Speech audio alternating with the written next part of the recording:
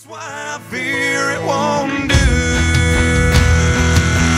And they say that a hero can save us. I'm not gonna stand here and wait. I'll hold on to the wings of the eagles. Watch as we all fly away. Welcome to the C list. I'm Aaron. And I'm Josh. And today we're going to be doing something slightly different. I've sort of got strong opinions on The Dark Knight, the Batman film, and I've convinced Josh to accompany me in a sort of, not exactly analysis, but just pointing out the reasons why I don't personally think it's as good as lots of people say. Yay. Don't sound enthusiastic or anything. I equally do have my own issues with The Dark Knight. Let me start by saying I still think it is a good film. It's really well directed, and most of the performances are good. Script's pretty good. Soundtrack's really, really good. But it doesn't sort of stop me feeling really strongly about it. My first major point is it's a Batman film. When you have a Batman film, the most important character in it is Batman! This one, Christian Bale reprised his role from Batman Begins, which I thought was a brilliant film. I thought he was great in it, and I thought it was a great Batman film. I will still argue to this day that Batman Begins is a much better film than Dark Knight. I would agree. Christian Bale in this, I just don't like him. He's just not very good. As Bruce Wayne in Batman Begins, he's on that perfect borderline between being completely arrogant and you hate him, and being really, really likeable at the same time. Yeah, I think he's actually quite likeable in Batman Begins, but in The Dark Knight, I don't care, basically. There's nothing that makes me care for Batman. A friend pointed out a really good point, which I'd never really caught on to, that in Batman Begins, there's... Actually, no, back further than this. He pointed out in the original sort of reboot of Batman, the Tim Burton Batman, there's a bit where they're looking around his house and they start commenting on the is it the armour or the statue? Yes, it's a suit of armour. Yeah, the suit of armour he bought in Japan, and they start sort of essentially commenting, oh, I wonder where he got this, and Michael Keaton gracefully walks up behind them and sort of says, well, I bought that when I was sort of last in Japan. Says it quite humbly, not to sort of make them seem out of... Sort of, he does want to make them feel bad, but at the same time wants to get across the point that he is sort of rich and he is Bruce Wayne. Whereas in Dark Knight, you've got a scene where you've got Aaron Eckhart and Maggie Gyllenhaal in a restaurant, and Christian Bale walks up to them, essentially starts talking to them, and he says, mind if I pull up a table? And they openly both say, sort of, would they really appreciate you doing this? And Christian Bale just replies, well, I do own the place, clicks his fingers and sort of ushers over a table, which to me it's just showing off. It's douchebaggery. Yeah, it's just... He takes arrogance to a whole new level in this film. He's like the Alice Cooper of superheroes. I'd say the Axl Rose of superheroes. Fair play. But yeah, he's just not very good. And as Batman, in long shots he has the sort of presence that's needed, but he just doesn't... For me, he just doesn't play either of them as well as he did in Batman Begins. I don't know if that's down to the script or just down to him. But that is my major annoyance with the film initially. Would you agree? The ultimate thing that gets me about The Dark Knight is that I don't really see much character development for Batman. He starts off being an arrogant, violent sod, and at the end he's still an arrogant, violent sod. He learns nothing. Yeah, whereas the main character of the film is Harvey Two-Face, who goes through one hell of a transformation of his character. Because Yeah. the Joker doesn't change, Batman doesn't change, Harvey Two-Face... Well, there is the other thing with Batman. Big spoiler coming up. When Maggie Gyllenhaal character gets killed, Christian Bale as Bruce Wayne believes that she was going to run away with him, which she never planned to do. She always loved Harvey, and she openly says this. So the whole film, it's just Bruce Wayne sort of complaining that he's got too much responsibility, but he thinks everyone else sort of loves him. It's like, it just reminds me of the whole ending, when his whole little ending speech and everything is like, I'm pretty sure they could have come up with another way to get out of the situation without him being the main focus of it. Yeah, it's just an annoyance. Heath Ledger, brilliant as the Joker. I'd say you've always got to have a villain that's strong as or stronger than the main character, really. Something for him to fight against, and Heath Ledger plays the perfect Joker. He probably ranks alongside Jack Nicholson. And Aaron Eckhart is brilliant as Harvey Dent. Aaron Eckhart is probably my favourite part of the film. He's really, really good.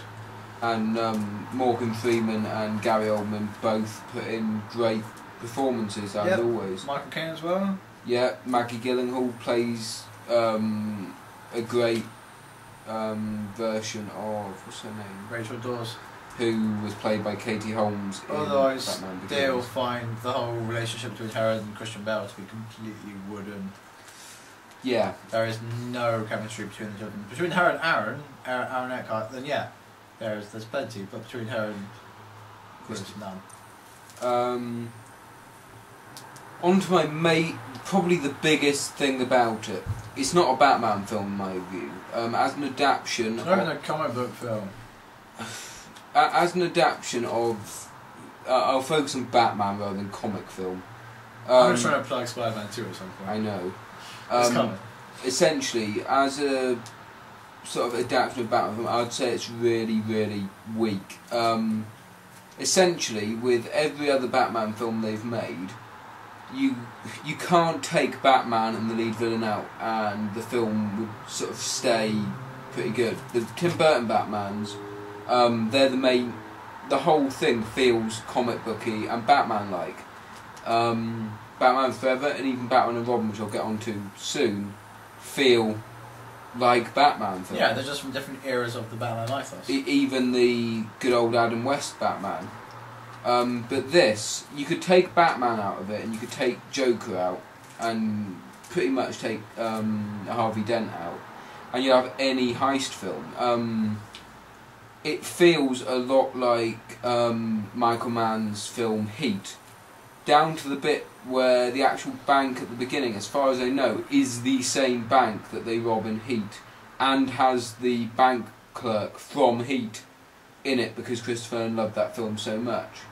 And as a heist film, it's absolutely brilliant, except for Christian Bale. But as a Batman film, it's just not really there. Would you agree with that? Is that a valid statement? Yeah, I mean, Batman Begins had just little bits that still make me think, this is a comic book movie. I mean, being trained by ninjas. I mean, the entirety of Liam Neeson's character, that just literally screams comic book. The city as well. He's actually built the city opposed to using real life.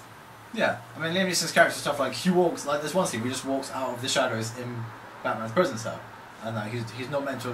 Nobody's meant to know he's there. Obviously, in real life, everyone would be able to get in, but that's comic booky. And then like the little reveal at the end, the little twist about Ra's al Ghul, that is so comic booky as well. The identity of the villain. And the whole train bit is Yeah. sort of feels like a comic book, whereas this, The finale is them talking. yeah, on the edge of a building, it's just not great. I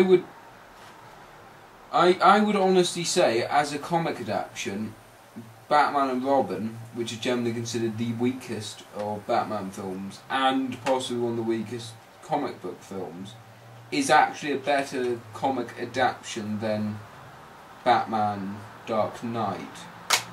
I'd say that because the whole film, you watch it and it honestly feels a comic book film throughout.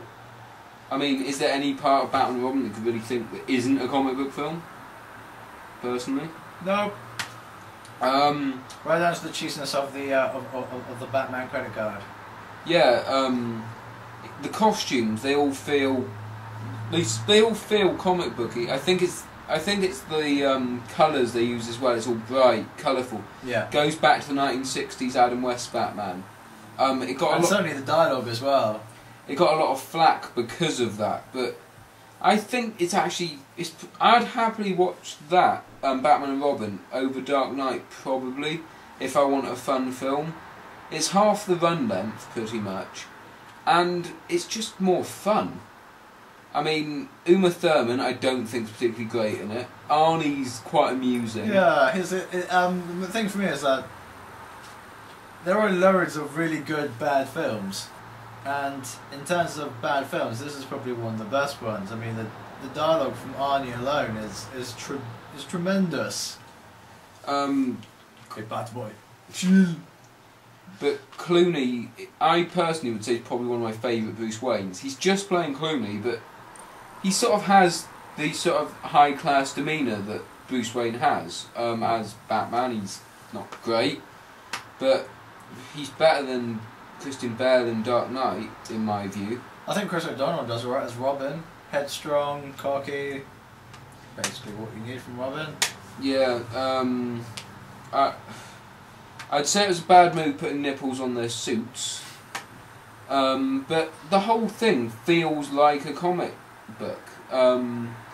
They've sort of gone to the effort of building Gotham City, whereas in good old Dark Knight, it's just... Is it New York they film in? Yep.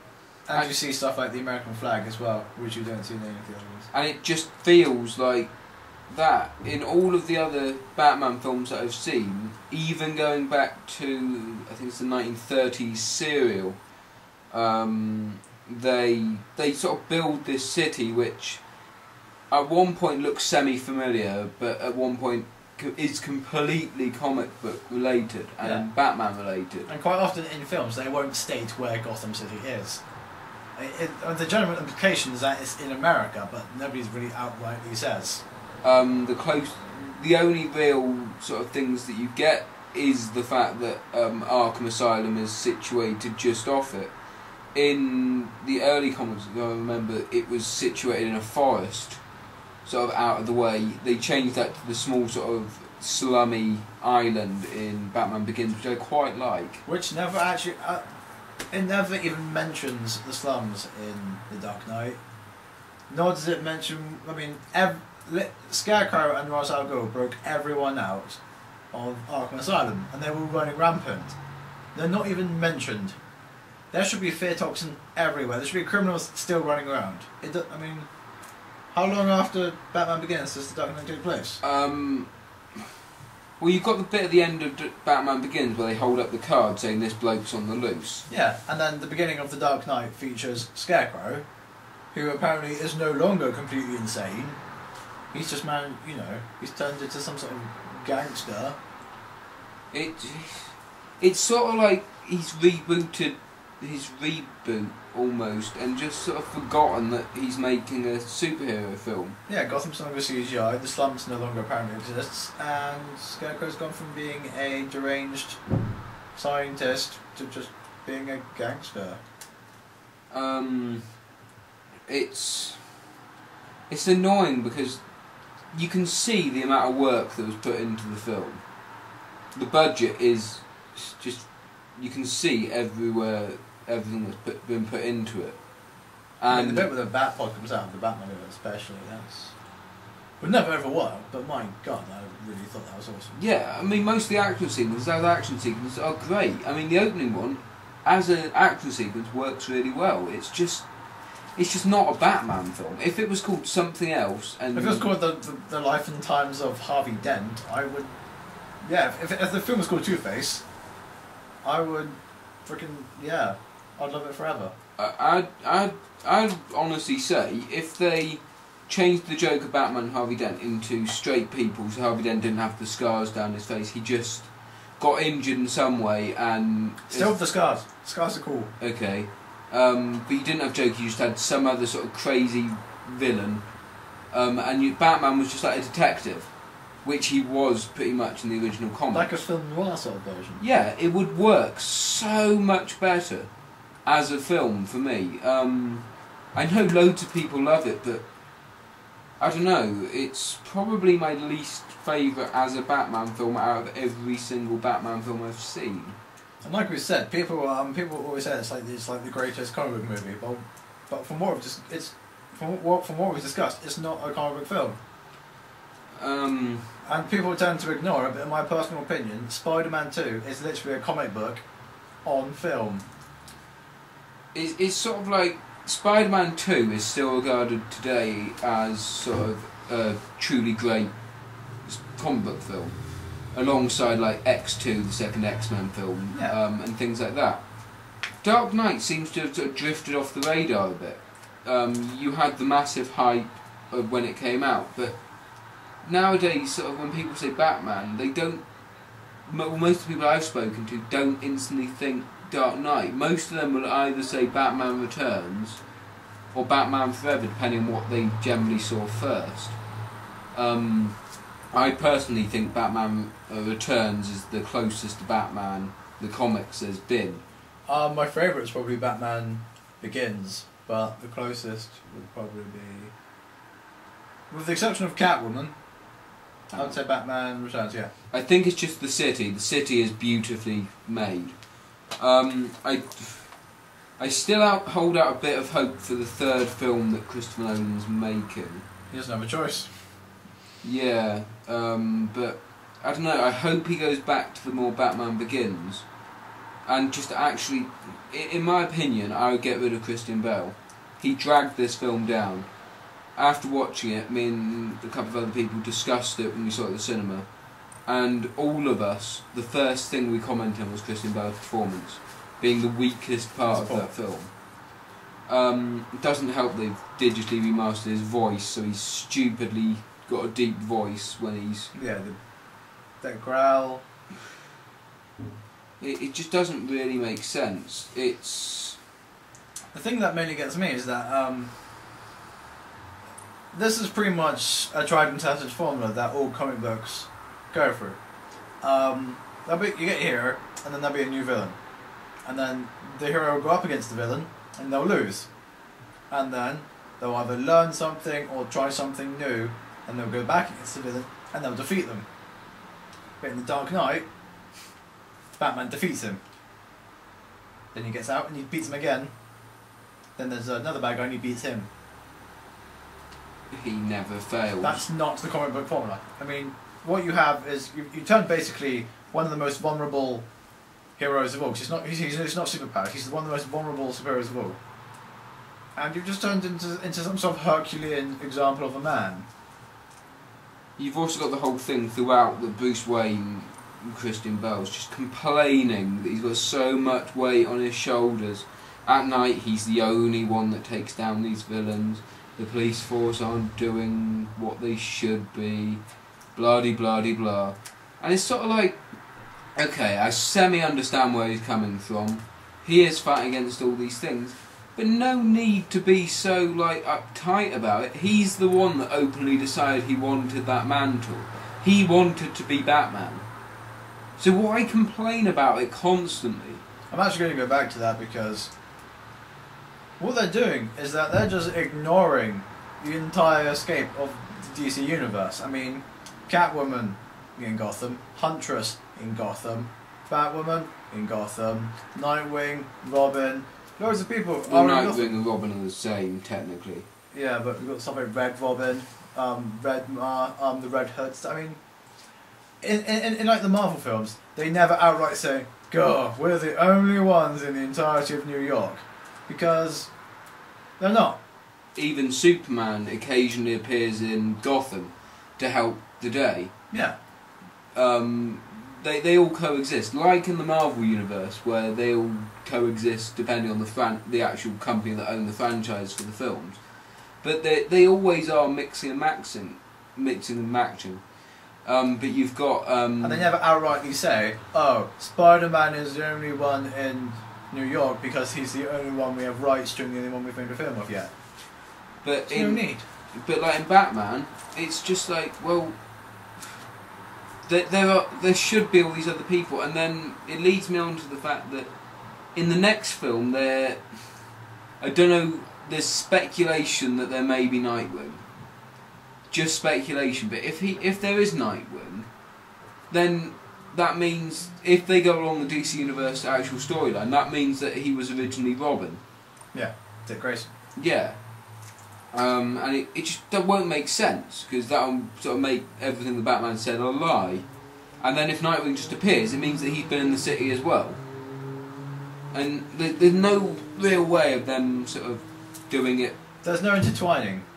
One of my favourite elements of Iron Man, Incredible Hulk, Iron Man 2, and soon to be Thor and Captain America is just the sheer amount of intertwining that they're doing. And it's just, if they make it a little bit more open and put a little bit more thought in, because I mean, this Warner Brothers are making Green Lantern, aren't they? I think it's Warner, yeah. Yeah, which means that there's no reason why Green Lantern can't appear in Gotham or Batman can't appear in the Green Lantern film. Yeah, but they're not going to do it, probably. Yeah, exactly, they're not going to do it. And it's just like, why not? Leads me back onto Batman and Robin, where exactly at our point, you have Batman, you have Robin, and you have Batgirl. Yes. You have them. Yes, fair enough, Batgirl only appears in this film, and essentially her rise is in this film. But you don't get George Clooney just constantly complaining about the weight on their shoulders. He openly likes the fame that he's getting as Batman, which some may say isn't good, in terms of him doing the whole Bat credit card and things. But at least he's not constantly complaining about it every 5 minutes, like Mr. Bale, who the film is just Bruce Wayne just whining to Alfred constantly. Oh, so much weight on my shoulders. Oh, I don't think she loves me. Oh, she loves me. Oh, she's dead. Oh, she would have loved me anyway. And things like that. It's just... And even the very end, he complains to... Gordon. Gordon, who is commissioner at the end, isn't he? Yeah. He complains to him, and then Gordon's child sort of asks why Batman's running, and the whole thing is he has to. He's like, no, he doesn't. He really doesn't have to. It's just rubbish. And the other thing is, they want to make it out to seem that Harvey Dent wasn't such a bad guy. We'll make out that it wasn't him doing all the things, because apparently no one knows that it was him. Although you would have thought Gotham, this sort of city they live in, would have lots of security cameras on buildings, CCTV, lots of witnesses watching Harvey Dent killing people, but apparently no. Apparently it's easy enough to hide all this. Don't know if that's because Commissioner Gordon's going to do all this himself, but it just doesn't make sense and doesn't really ring true. Also, why doesn't Batman inspire anyone to do anything? Gotham City seems to be full of just lazy, complacent people. I mean, even in Spider-Man 1, Spider-Man is sort of to be a criminal and stuff. Yet when he's fighting Green Goblin on the bridge, all the people start chucking stuff at the Green Goblin to distract him, to save Spider-Man, because they know that he's a hero. In Spider-Man 2, when he's about to fall off the train, all the people catch him. Batman doesn't inspire anyone to do anything. They're just lazy and complacent people in Gotham who should go about their daily lives presuming that Batman, the great overlord, will save them. There's also very few children. What is with that? I don't know. They're just not procreate anymore. Well, in lots of the other Batman films, okay, you don't get that many children, but Batman Returns during the festivities when Penguin releases all of the gangs on bikes and stuff. There's a few children things, but Batman Dark Knight is meant to be set in the real world. Essentially, it's his ultra real version. The only child I actually remember seeing in it is the child of Gordon. Yeah. You see no other children. Yeah, fair enough. Most of it's set at night and stuff. But even in Batman Begins, you had the child that sees Batman out the windows when he's looking with his night vision specs. That is actually Gordon's child. Is it? Yeah, same kid. Okay. But yeah, there just seems to be a lack of children. And I don't know, it just... There's so much in Dark Knight, yet it just feels like there's so very little in the way of sort of comic book films, which it's trying to be. I mean, even on the box it says like Empire 5 stars and News of the World and Times 5 stars. It's like, when I first watched it I was blown away. I can't deny that. Watched it at cinema and I was like, wow, that was amazing. Yeah, that's impressive. And I probably would have said, yeah, 5 stars, full stop. Now, after watching it a couple of times and think of it, I'd probably only give it about 3. It is a good film, but just not what it's trying to be. If they openly said that it isn't a comic book adaptation or a Batman film, then I'd probably still say 4 or 5 stars. It would hold itself together so much better. But as it is, it's just missing something.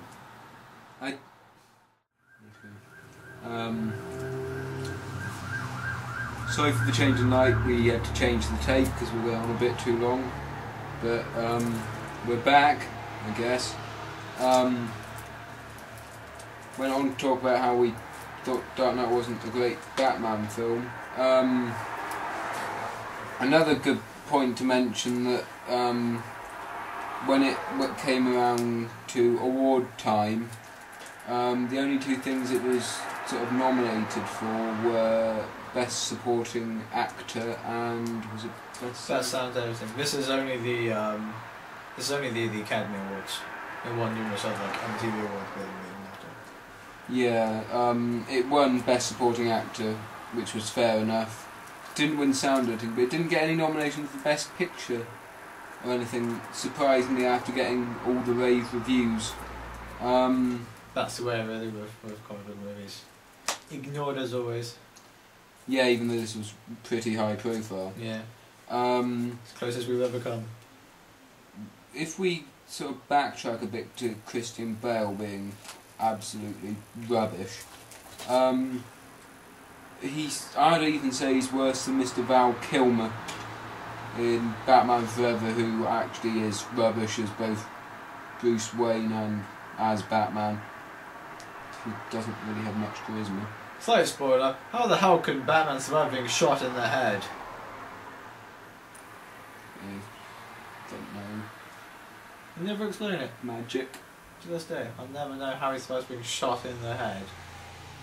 But yeah, as an adaptation, Forever's also probably a lot better than Dark Knight. It's based on more sort of Adam West sort of era of Batman. It's definitely more campy and more like cartoonish. Joel Schumacher he did it the same when he did Batman and Robin as well. But he likes the bright colours and things of the early ones, opposed to the sort of more serious take on it that Tim Burton did and Christopher Nolan did with Batman Begins. Tim Burton actually was he producer or executive producer? Produced. Ah. Yeah, he produced it. But yeah, I personally don't particularly like Batman Forever. I do. I like Riddler and Two-Face. I like Tommy Lee Jones, I just don't like him as Two-Face. What's wrong with Jim Carrey? It's okay, Jim Carrey's just playing Jim Carrey. But, I don't know, he's a bit too over the top. What about the introduction of Robin? That was good, I quite like Robin in it. it was a lot more fun. I as much as I don't really like it, I'd happily watch it for fun, as it's only 115 minutes opposed to the 145 of Dark Knight. Also, all the other Batman films have the word Batman in the title, apart from Dark Knight, which I guess is quite a good thing, because we're going to pretend it isn't a Batman film. As the back, it does say Batman. Yep, it's a bad adaptation. I mean, Christopher Nolan is a good director. Yeah, Memento was good. Prestige was okay. Yeah. Batman Begins was good. Deception looks nice. Slight rip off of Dark City, I personally would say. I've not seen it yet.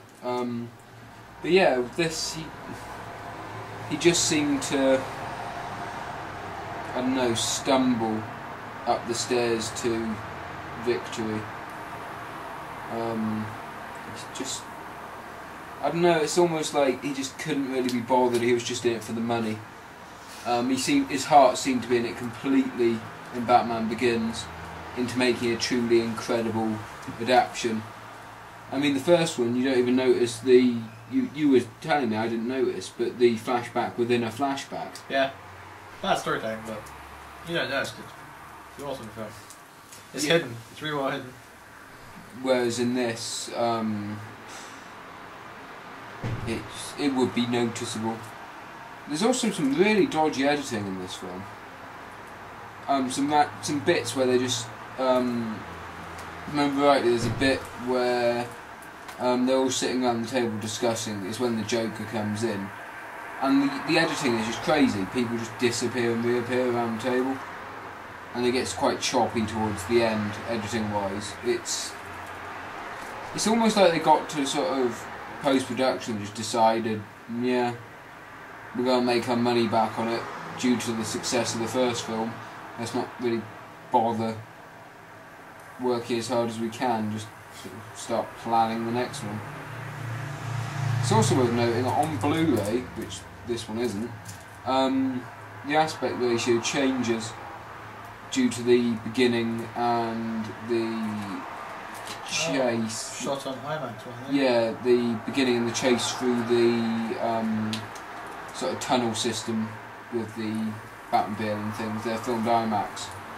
And the aspect ratio actually changes, and there's nothing you can do about it, which is a bit of a shame when you've got a better format. Not sure about a DVD though. I haven't watched it. Oh yeah. It's in the film. It's right at the cinema. I haven't watched my DVD copy of it yet. But yeah, pretty much tells you quite a lot about it still being sealed for such a critically applauded film. I've seen it once. Yeah, I'm happy I saw it once, but I don't know where they can take Batman now. As One thing which I didn't like was at the end of Batman Begins, they did like the really sort of clever hint towards the next one and the Joker, and I thought that was really cool. And then I was expecting something similar at the end of Dark Knight, but all I got was angst. So I was a bit like that. yeah, I mean, there's talk of the Riddler and Catwoman and things, but most of them have been discounted and saying no. But the only way that they can really do it is to have one of the villains that was in Arkham. But then, as Josh mentioned before, none of them are in this film. Completely ignored. Where have they gone? So if they do appear in the next film, it's going to be like, well, Batman couldn't really be bothered with them. He's just whining about his girl. Well, he's not even his girl. The girl, Den's girlfriend. yeah, whining about everyone needing his help. Whining about Harvey Dent. Whining about Commissioner Gordon. Just whining a lot. Whining to good old Michael Caine. Michael Caine. He's awesome in it. But I don't know. The other thing that I never truly understood is, you know, their new Batcave, Yeah.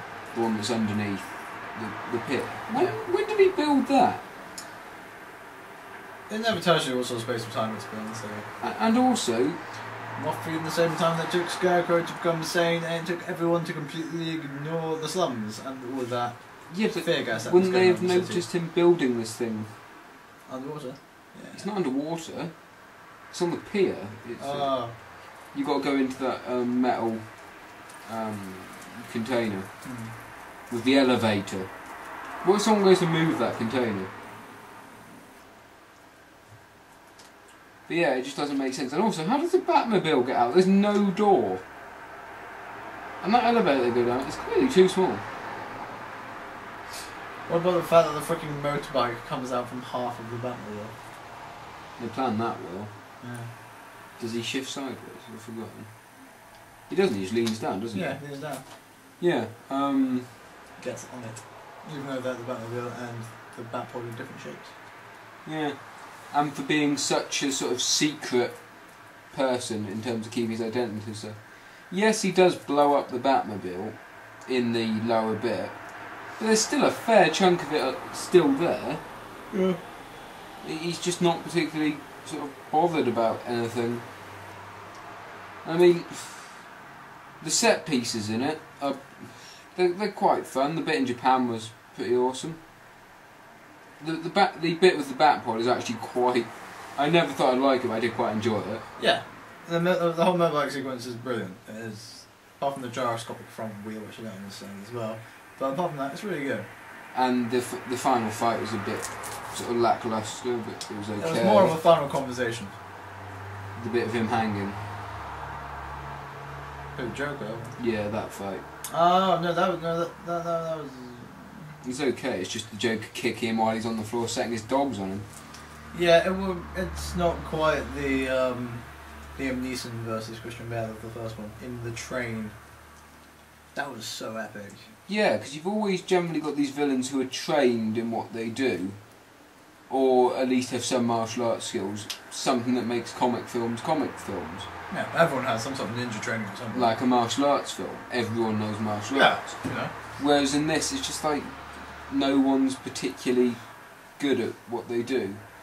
I mean, there's the bit where at the start where Batman is chasing Cillian Murphy's character in the car, and he's just rubbish at it. He clings to the side and gets knocked off by a wall. Yeah. He didn't really think that through. I think Jason Statham does better in the Transporter films. But it's just like, with that scene, I mean, it would have been logical for Batman just to jump on the back and possibly open the back doors or something. But no, Christian Bale is just an idiot as Batman. Christian Bale is good in other things though. That's what leads me to be curious about this. He started off really good. Things like American Psycho were amazing. Right. And it's just, he's sort of gone downhill. There was this and Terminator Salvation, which I thought he was awful in. Have you ever noticed that pattern in Batman films where they have two villains? One villain will already be created, and then the other villain will be created in the progress of the film. Oh yeah, like in Spider-Man 2, where you got Doc Ock, and sort of you got Harry. Kind of, but it's just stuff like Ra's al Ghul is around before, but Scarecrow gets created during the film. Yeah. Joker is around before, but Two-Face gets created during the film. Penguin is around before, Catwoman. but Catwoman gets created, and then Two-Face is around before, and then Riddler gets created. Are we talking about Batman Forever? Yeah. Two-Face is sort of around, you see how he becomes. Yeah, in flashbacks, but still. He's around from the beginning. I guess, and also in Batman and Robin, Arnie's... Freeze is around from the beginning. And Poison Ivy. Yeah, see? So Batman noticed. It's only really Batman films. Yep. Can you... Yeah, you can't really say about... Well, Spider-Man 3, sort of. Harry's around. Technically, yeah, Harry's, but Venom and Sandman both get created during the film. Yeah, but it's peculiar to have 3. Yeah. And then with X-Men, you can't really do anything because... They're just... Since birth! Not always. And most other films They tend inject to... the mutant gene into the person. Yeah, that doesn't work. It melts.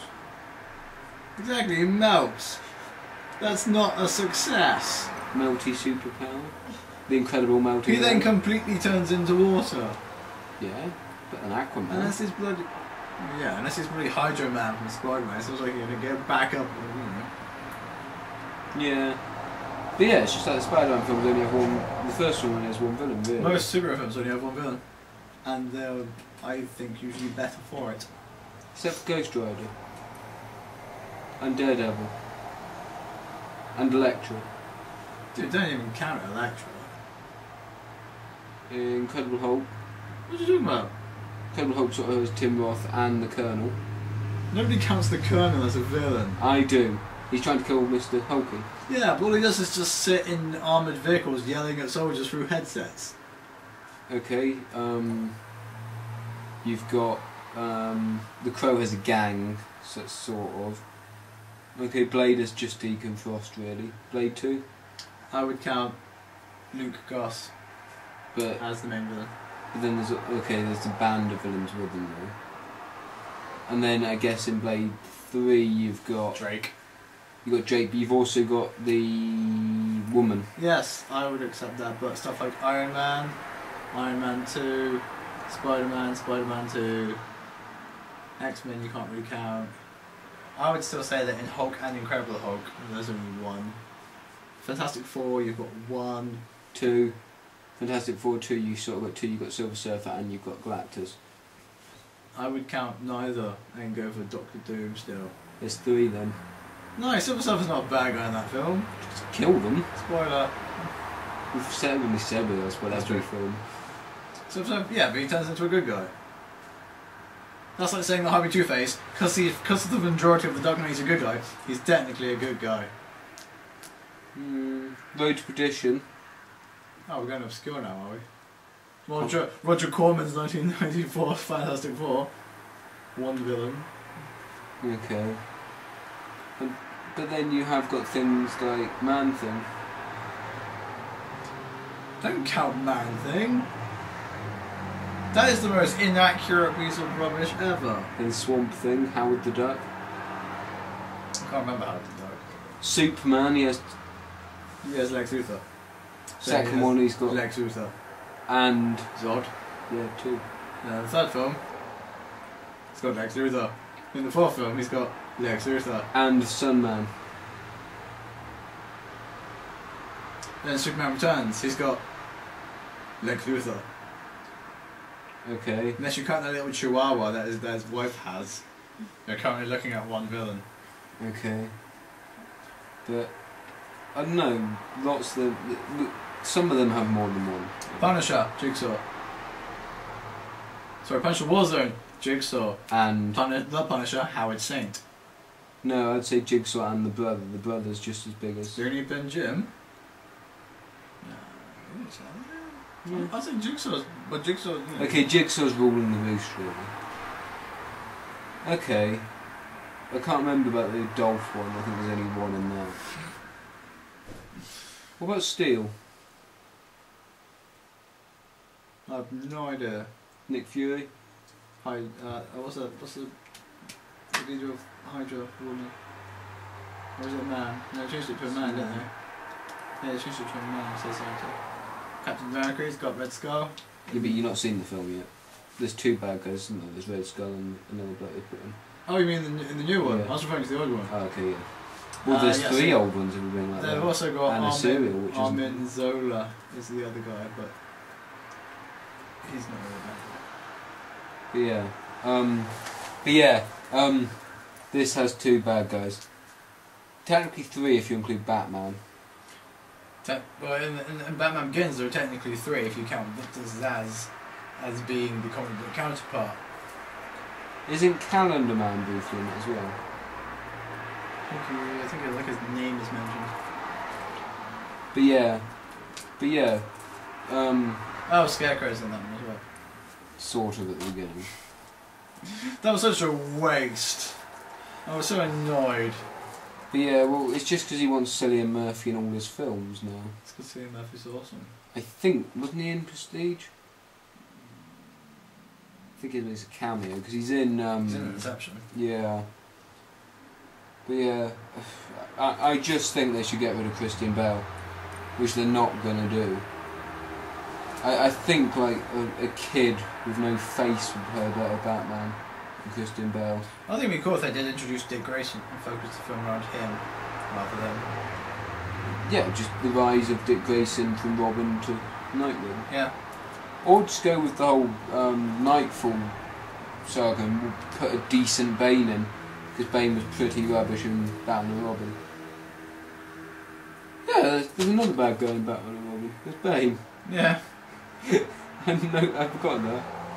But yeah, but it's just not a good adaptation. I think we've both come to the assumption of this. Yeah. And I guess we'll see when number 3 comes out how good an adaptation that one is. We might be doing a follow-up. Well, another Batman retrospective. Yeah, but yeah, we might look at some better comic book adaptations in the future. Like his favourite, good old Spidey 2. Yeah. Well, this has basically been your Batman retrospective, and then I'll do a Spider-Man retrospective. Okay. Tune in for that. See you in a bit.